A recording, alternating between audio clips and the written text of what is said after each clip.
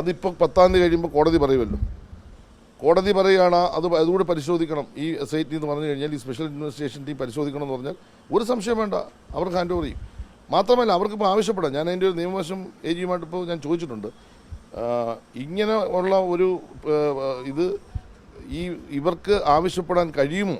അതായത് നേരിട്ട് ഈ കസ്റ്റോഡിയനോട് കോടതി ഇപ്പോൾ പറഞ്ഞതിൻ്റെ ഇടയിൽ ആവശ്യപ്പെടാൻ കഴിയുമോ എന്നുള്ള നിയമവശം നമ്മൾ നോക്കുന്നുണ്ട്. അങ്ങനെ ഒരു ആവശ്യപ്പെട്ടാൽ നമുക്ക് കൊടുക്കുന്നതിന് തടസ്സമില്ല, നമ്മൾ കൊടുക്കും. അതിനൊന്നും യാതൊരു തർക്കമില്ല. അല്ല, നമുക്ക് അങ്ങോട്ട് പറയാൻ നമ്മളുടെ ഒരു സ്പെഷ്യൽ ഇൻവെസ്റ്റിഗേഷൻ ടീമിനെ ആഭ്യന്തര വകുപ്പ് വെച്ച് കഴിഞ്ഞു. അവരുടെ മുമ്പിലേക്ക് ഇപ്പോൾ വരുന്നത് പറഞ്ഞാൽ പരാതികളാണ്. ധാരാളം പരാതികൾ വന്നിട്ടുണ്ട്. അതിന്മേലെല്ലാം അവർ കേസെടുത്തുകൊണ്ടിരിക്കുന്നു, അവർ അന്വേഷിച്ചുകൊണ്ടിരിക്കുന്നു. അങ്ങ് ചോദിച്ച പോലെ ഇതിനകത്ത് ഏതെങ്കിലും ക്രിമിനലായിട്ടുള്ള ആക്ടിവിറ്റീസ് നടത്തി ഏതെങ്കിലും കേസ് ഇപ്പം കൊടുക്കാത്ത പേജുണ്ടല്ലോ, അതിലുണ്ടെങ്കിൽ ആ ഭാഗം കൊടുക്കണമെങ്കിൽ കോടതി ഒന്നും പറയണം. കാരണം കോടതി ഇത് അവർക്ക് സീൽ ചെയ്ത് കൊടുക്കാൻ പറഞ്ഞിരിക്കുക.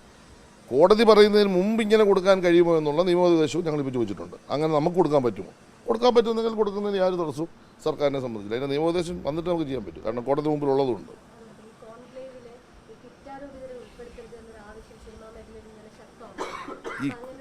അതായത് കോൺക്ലേവ് എന്ന് പറയുന്നതിന് പല ആളുകളും തെറ്റിദ്ധരിച്ചാണ് പറയുന്നത്. ബഹുമാനപ്പെട്ട മുഖ്യമന്ത്രി വളരെ കൃത്യമായി മന്ത്രി എന്നുള്ളതിൽ ഞാൻ പറഞ്ഞു, കോൺക്ലേവ് കേരളത്തിൽ ഒരു സിനിമാ പോളിസി ഉണ്ടാക്കുന്നതിന് വേണ്ടിയാണ്. ആ സിനിമാ പോളിസി ഉണ്ടാക്കുമ്പോൾ ഹേമ കമ്മിറ്റി റിപ്പോർട്ടിൻ്റെ നിഗമനങ്ങൾ, നിർദ്ദേശങ്ങൾ, നമ്മുടെ അടൂർ ഗോപാലകൃഷ്ണൻ കമ്മിറ്റിയുടെ നിഗമനങ്ങൾ, നിർദ്ദേശങ്ങൾ, സിനിമാ രംഗത്തെ അതിപ്രഗത്ഭരായ ഒരുപാട് ആളുകളുടെ നിർദ്ദേശങ്ങൾ, നിഗമനങ്ങൾ, ഇതെല്ലാം നമ്മുടെ മുമ്പിലുണ്ട്. പക്ഷേ നമ്മൾ ഇത്രയും കാലം വലിയൊരു ഇൻഡസ്ട്രി ആയിട്ട് നമുക്കൊരു പോളിസി ഉണ്ടാക്കാൻ പറ്റിയില്ല. അപ്പോൾ അതിനൊരു നയം വേണം.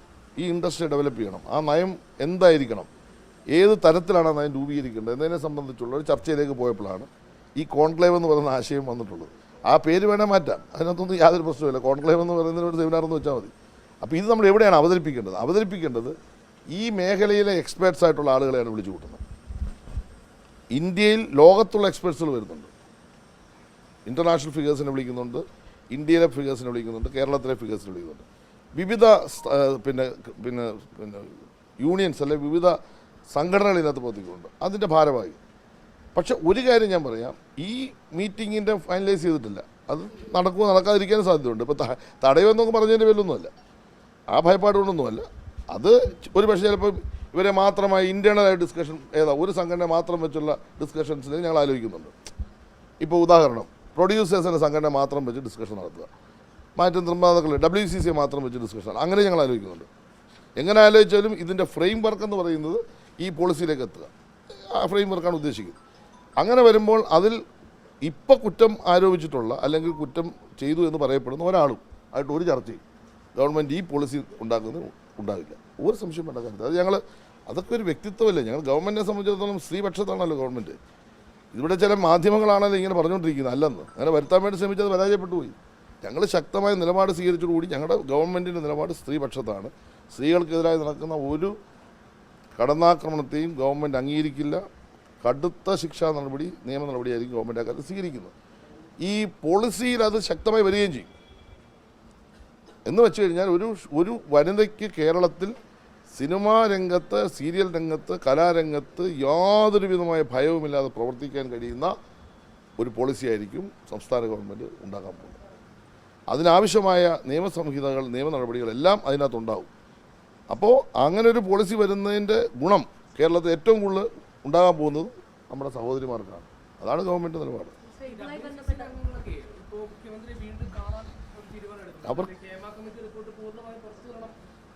അല്ല, അത് WCC പറയേണ്ട കാര്യമില്ല, കോടതി പറഞ്ഞല്ലോ.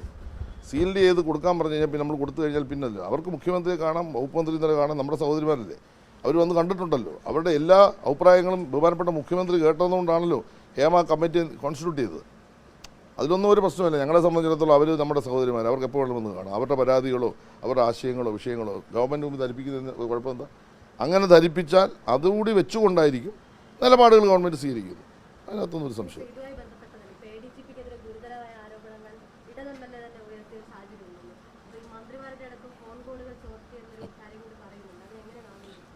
അതൊക്കെ ഇന്നലെ ബഹുമാനപ്പെട്ട അൻവർ മുഖ്യമന്ത്രിയുമായിട്ടും ഇന്ന് നമ്മുടെ പാർട്ടി സെക്രട്ടറിയുമായിട്ട് സംസാരിച്ചിട്ടുണ്ട്.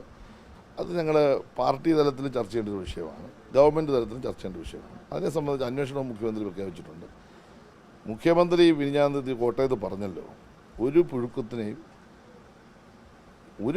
ഒരു മേഖലയിലും അംഗീകരിക്കില്ല.